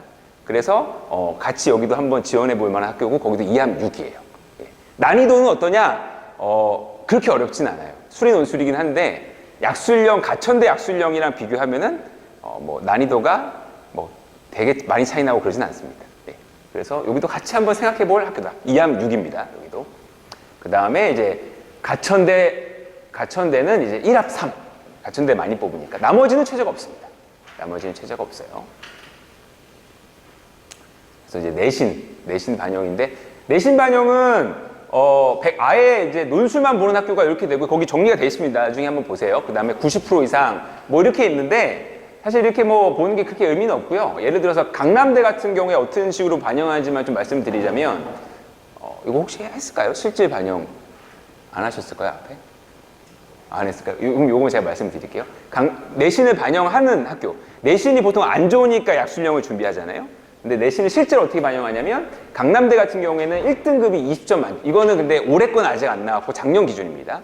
올해 나오면 나중에 이제 제가 업데이트 해주는데, 1등급이 20점 만점인데 1등급 안 쓰잖아요. 그래서 3등급이 19.6점이라고 한다면 7, 8등급이 100점 만점으로 환산한 점수입니다. 제가 환산 다 했습니다. 18.8점, 18.2점 주는 거예요. 그러니까 사실상 내신 등급이 뭐 거의 없는 거죠. 요런 식으로 보는 학교가 있고요. 그리고 상명대는 상대적으로 좀 많이 봐요. 상대적으로. 상명대도 3등급 기준으로 3등급이 8점이라고 한다면 한 7등급 되면 한 4점이 깎이는 거예요. 근데 10문제잖아요. 10문제에서 100점 만점에서 이제 10%가 이제 내신 들어가면 사실상 이제 90점 만점이 논술이란 말이에요. 그러면은 그거에 이제 0.9 곱하면 되는데 한 문제당 10점입니다. 한 문제당 10점이라고 하면은 여기 한 5점 깎인다고 하면은 한 반 문제 정도. 부분 점수가 있어요. 부분 점수가 있으니까 한 반 문제 정도가 이제 손해 보는 상황이에요. 반 문제. 반 문제가 근데 뭐 별로 안 되나고 생각할 수 있는데 다 거기서 비슷비슷하게 나옵니다. 그래서 반 문제가 좀 영향을 줄 수 있어요. 그래서 본인 내신 등급. 근데 기준을 잡을 때 1, 2등급은 보시면 안 되고 3, 4등급 기준 잡아서 보시는 게 맞아요. 그래서 그것도 정리가 돼 있습니다. 거기 표에. 그래서 보는 방법만 알려드리는 거예요. 1등급 그러니까 1등급과 3등급 대비해서 100점 만점으로 환산했을 때 몇 점이 깎이는지. 근데 올해 거는 아직 안 나와서 나중에 업데이트가 될 것이다. 이렇게 좀 말씀을 드릴게요. 그리고 약술 논술이 수리만 보는 학교들이 있어요. 수리만 보는 학교들. 여기서 제가 다 이제 했지만 실질적으로는 어디가 있냐. 한국공학대, 아까 한참 설명해 주신 것 같은데, 한국공학대, 한국기술교육대, 한국외대, 홍대 세종, 고대 세종, 요런 데가 수리만 보고, 나머지는 대체적으로 다, 우리가 좀 관심 있는 데는 국민대, 뭐 가천대 이런 데는 수리랑 이제 인문 같이 봅니다. 수학, 인문 다 같이 보고, 아까 얘기했던, 당연히 한국기술교육대, 한국공학대 이런 데는 이제 조금 자연계열 위주다 보니까 수학만 보는 경향이 좀 있습니다. 그리고 외대 글로벌도 자연계열 위주예요. 그 학교 자체가, 캠퍼스 자체가. 그래서 이런 구조고, 수업적인 거를 지금 말씀을 드리면서 좀 더 자세하게 설명을 드리려고 했는데, 일단 좀 하나 좀 강조를 하자면, 그 약술형을 가르치는 학원들이 요즘 되게 많거든요. 근데 좀 자부할 수 있는 거는 아까 최재형 선생님이나 저나 좀 경력도 오래됐고 아마 다른 약술형 선생님들이랑 모두라고 볼 수는 없지만 나이대가 조금 더 있어요. 저는 그래도 그렇게 좀 많지 않은데 그래서 뭘 말씀드리고 싶냐면 이렇게 문제를 출제하고 그렇게 문제를 좀 분석해낼 수 있는 역량이 있는 선생님들이 생각보다 많지 않을 수도 있어요. 특히 막 젊은 선생님들이 학원들이 요즘에 약술형 인기 많으니까 부랴부랴 강사 모집해서 하는 학원들도 많습니다. 그래서 젊은 선생님들 보면은 이제 갓 대학 졸업해서 근데 난이도가 어렵진 않아서 그 선생님들도 충분히 수업은 할 수는 있어요. 근데 저희 같은 경우에는 그런 역량들도 있는 강사진이다. 이렇게 좀 말씀을 드릴 수 있을 것 같아요. 저는 논술 파트에서는 메가스터디에서 나오는 이렇게 논술 모의고사라는 게 있어요. 매달 나와요. 거기에 제 출제위원으로도 있거든요. 그래서 그런 문제를 출제할 수 있는 역량까지도 된다. 교재를 구성할 수 있는 역량까지 된다. 이렇게 말씀을 드릴 수 있을 것 같아요. 그리고 이제 막판에 가면 이제 인원수가 많은데 제가 여기만 출강하는 게 아니고 이제 재수학원에서 출강하고 근데 거기서도 나중에는 약술형 많이 하거든요. 그래서 나중에는 점수 데이터도 통합해서 성적표를 줄 수 있다. 이렇게 좀 말씀을 드릴 수 있을 것 같아요. 그리고 교재는 이제 이거는 이제 논술 교재 그냥 보여주기로 한 거고 주제 학습을 할 수 있는 교재를 제가 하나 만들 거고 그건 이제 프린트를 일단 제공할 겁니다. 그 다음에 수능 특강은 당연히 초반에 1학기 때는 수능 특강 병행해서 나가겠습니다. 근데 국어랑 수학은 좀 다릅니다. 아까 국어 마지막에 말씀하신 건 들었는데 수학은 연계는 하는데 이제 애매합니다. 이게 연계 어차피 수학이라서 그냥 뭐 비슷한 형태의 수학 문제 정도로만 이해를 하시면 될 것 같고 꼭 수능 특강은 당연히 풀어야 되긴 하겠지만 이게 뭐 그 지문 이런 개념이 없기 때문에 여러 가지 문제를 풀어보긴 해야 돼요. 근데 그런 유형은 이제 알고 있어야겠죠. 어떤 유형이 나오는지. 그리고 매주 모의고사 볼 겁니다. 매주 모의고사 볼 거고 이유는 이따 말씀드릴 거고 그리고 짧게 한다고 해서 길어지네요. 그 주 중에 지금 계획은 우리 그 센터장님도 계시고 그래서 주 중에 한 번 더 불러서 인문이랑 국어를 같이 해서 그 모의고사를 실시하는 것도 지금 계획 중에 있습니다. 한 번 더. 그러니까 아까도 말씀드렸지만 선택과 집중을 해야 된다는 거예요. 그 말은 뭐냐면 여기에 시간 할애를 많이 해야 됩니다. 문제를 많이 풀어야 돼요. 그게 진짜 핵심입니다. 문제가 어렵지 않아요. 학생들한테 문제 풀라라고 하잖아요. 그러면은 시간 넉넉히 주면은 다 잘 풀어내요. 그렇지 않을 수도 있지만 그렇게 만들어야 됩니다. 근데 결론은 뭐냐면 시간을 딱 정해놓고 애들한테 수학 문제 풀잖아요. 아, 애들 생각보다 진짜 많이 틀려요. 근데 나중에 풀어봐 라고 하면 또 한참 생각하면 또 풀어요. 이런 구조이기 때문에 연습이 많이 돼야 돼요. 연습이 많이 돼야 됩니다. 그걸 좀 다시 한번 강조드립니다. 그 다음에 가천대 같은 경우에는 이제 채점이랑 첨삭이 필요하거든요. 그거는 제가 이제 직접 오늘 그냥 보여주기로 이렇게 넣는 거예요. 수리논술. 예. 제가 다 직접 다 해준다는 거. 그 다음에 아까 성적표 아까 말씀드린 거. 그 다음에 수업은 이제 수학은 일요일 7시부터 10시입니다. 일요일 7시부터 10시고 뭐 자세한 거는 뭐 그래서 제가 좀 강조하는 건 뭐냐면 당연히 모의고사는 계속 매주 한 2차씩씩 계속 볼 거고요. 그 다음에 모의고사 문항이랑 과제 줄 거고 그거 풀이 해줄 거고 그 다음에 주제별로 애들이 익숙하게 만들어야 되거든요. 주제별로 익숙하게 만들어야 돼서 그거를 반복적으로 좀 학습을 시킬 겁니다. 그래서 이걸 좀 이제 말씀드리자면 EBS 기반을 하는 건 맞는데 수학 같은 경우에는 문제 은행은 아니에요. 뭐 그 사람 이제 그 출제자들이 만들긴 하는데 문제 은행 방식인 거죠. 문제 은행 방식이 뭐냐면은 문제가 비슷비슷한 것들을 살짝 변형시켜서 계속 내고 있다라고 보시면 돼요. 살짝 변형시켜서. 그래서 출제 범위는 여기 안에서 바탕으로 출제가 되다 보니까 약간 뭐 쉬운 논술. 그래서 이 필수 이게 채점 기준이 어떤 식으로 들어가냐면 이제 서술을 해야 되는 학교들은 애들이 이제 작년에 이렇게 뭐 재수한 애들 보면은 약수를 했다고 그래요. 그래서 작년에 자기가 어떻게 답안 작성하는지 저한테 보여주고 그러더라고요. 근데 애들이 약수를 잘 몰라요. 그러니까 자기가 논술도 같이 했던 애들을 보면은 그냥 논술하듯이 약수를 써요. 막 길게 되죠. 그렇게 할 필요 없거든요. 약수는 뭐냐면 말 그대로 채점 기준에 해당하는 그 수식이나 표현이 들어가 있으면 점수 줍니다. 그냥. 근데 그거를 길게 막 문장과 함께 쓰다 보니까 시간이 많이 걸려요. 그래서 그런 연습을 좀 해야 되는 거거든요. 그래서 그 부분을 좀 말씀드리고 그 다음에 매년 비슷하게 나온다는 거. 그래서 반복해서 푸는 게 중요하다는 거. 그래서 보시면 수능 특강 문제 보면은 이런 구조로 나와 있거든요. 근데 이거는 이제 가천대 기출문항인데 뭐 완전 똑같지는 않은데 이 포맷을 갖고 와서 변형을 시키는 거죠. 이게 가천대 재작년 문과 문항이에요. 되게 어려워요, 이거. 이렇게 어렵게 내나 할 정도로 어렵게 냅니다. 근데 구조는 비슷합니다. 그러니까 약간씩 제가 이제 출제도 막 하다 보니까 어떤 식으로 이거를 패턴을 변형시키는지는 아는데 그러니까 좀 짜집기 한다고 보시면 돼요. 여기서 이 구조 따와서 여기 있는 걸 짜집기해서 살짝 변형시키고 이런 식입니다. 그리고 이 수능 특강에 이런 식으로 문제가 나오잖아요. 약간 그거를 좀 틀어서 이런 식으로 내는 이런 구조. 근데 사실은 학생들 입장에는 다 새로운 문제예요. 학생들 입장에서는 문제 구조만 비슷한 거지 다 새로운 문제다. 수학이라는 게 숫자만 살짝 바꿔도 완전 달라지니까 그렇게 좀 생각하시면 돼요. 그래서 다시 한번 강조하지만 반복 학습이 핵심이다. 뭐냐면 시간은 충분히 주면 무조건 푼다. 시간 내에 푸는 연습을 해야 된다. 시간 내에. 수리 논술은 좀 달라요. 수리 논술은 문제량이 적고 머리를 고도의 사고를 해서 시간 많이 잡고 푸는 건데 이거는 그런 게 아니에요. 보고 바로 캐치해서 어떤 식으로 해야 되는지가 머릿속에 바로 계산이 돼서 나와야 돼요.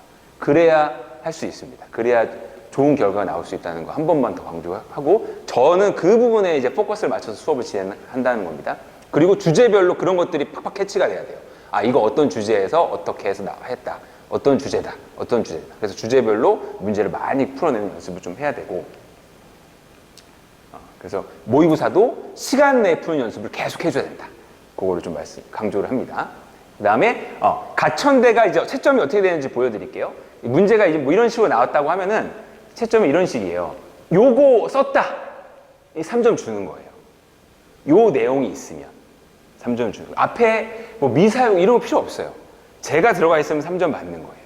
그 다음에 얘 있다. 이 3점 받는 거예요.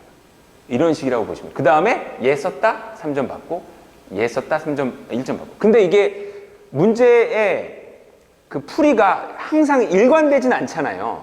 뭐 다른 풀이가 나올 수도 있잖아요. 그러면 그때 가서 채점 기준이 새로 추가될 수도 있어요.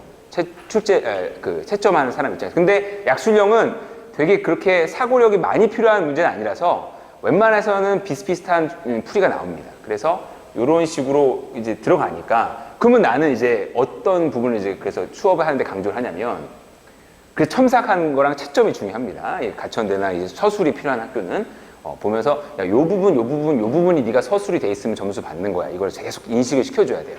그런 다음에 학생들은 그래서 제가 항상 얘기하는데 이거는 제일 좋은 거는 내가 최저를 수능 수학으로 맞추는 게 제일 좋긴 하겠죠. 그죠? 안 되면 어쩔 수 없지만. 그래서 수능 문제 풀 때도 아니면 3학년 때 내신 풀 때도 이거 예전에 이게 뭐 제가 만든 건 아니고 그 예전에 박승동 선생님이라고 그때 예전 시대에 있어요. 그 선생님이 되게 강조했던 건데 저도 근데 되게 중요하다고 생각하고 제가 그냥 수학 가르칠 때나 수능수 가르칠 때도 모든 문제를 답안 쓸 수는 없으니까 3-4줄 답안 연습을 많이 시켜요. 그러니까 너가 이 문제를 풀 때 4줄 안으로 표현해서 답안을 쓸 수 있게끔 계속 연습해라. 4줄 완성. 3줄 혹은 4줄 완성. 그거를 자꾸 연습을 해야 돼요. 3줄, 4줄 완성. 그게 바로 이 채점 기준에 해당하는 답이거든요. 그리고 아까 전에 했던 부분 답이라고 했잖아요. 부분형 단답형. 그게 사실상 그런 구조다. 이렇게 해서 3-4줄 답안 연습을 계속 시키고 빨리빨리 푸는 연습을 시키는 게 핵심이다.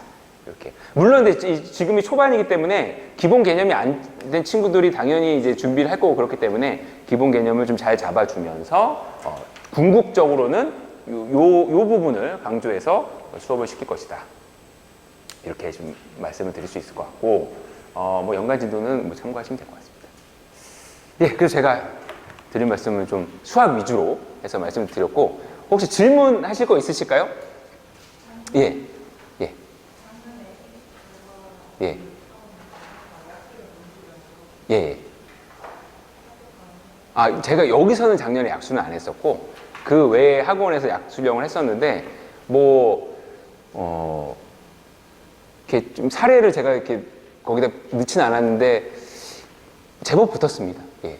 그래서 국민대에 붙은 친구도 있고 상명대 붙인 친구도 있고 가천대 붙인 친구도 있고 그 외에 뭐 한국공학대 뭐 이런 데 학교도 근데 이제 대체적으로 이제 한국공학대, 한국기술교육대까지 쓰는 친구들은 내신 등급이 그렇게 인문 계열이죠. 인문 계열이면 좀 인문 계열은 좀 다른 차원의 얘기라서 하여튼간 거기까지 지원하는 친구들은 보통 내신이 한 4, 5등급 이하고 수능 등급이 한 뭐 4등급 이하, 5등급 막 이렇게 나오는 학생들이 대부분이죠. 합격하는 친구들이.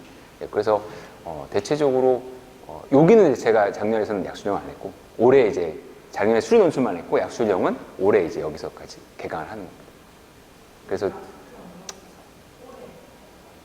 여기는 이제 작년에 다른 학원에서는 약수령을 다 했는데 여기서는 약수령은 올해 처음 개강을 한다고 보시면 돼요. 작년에 수리 논술은 여기서 계속 하고 있었었는데. 예.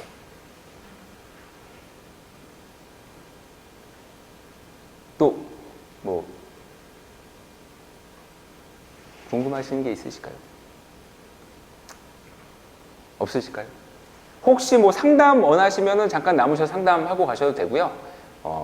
인문계열은 제가 솔직히 상담하는데 조금 제한이 있어서 자연계열 쪽에서 상담 좀 요청하시면 제가 해드리고 인문계열은 뒤에 센터장님이 좀 하실 수 있으시면 해주시고 아니면은 뭐 다음에 전화통화나 이렇게 해서 하셔야 될 것 같습니다. 없으시면 이걸로 좀 오랫동안 거의 1시간 반이 넘은 것 같은데 힘드셨을 텐데 오랫동안 이렇게 같이 자리 지켜주셔서 감사드리고요. 이렇게 해서 설명에 다 마치도록 하겠습니다.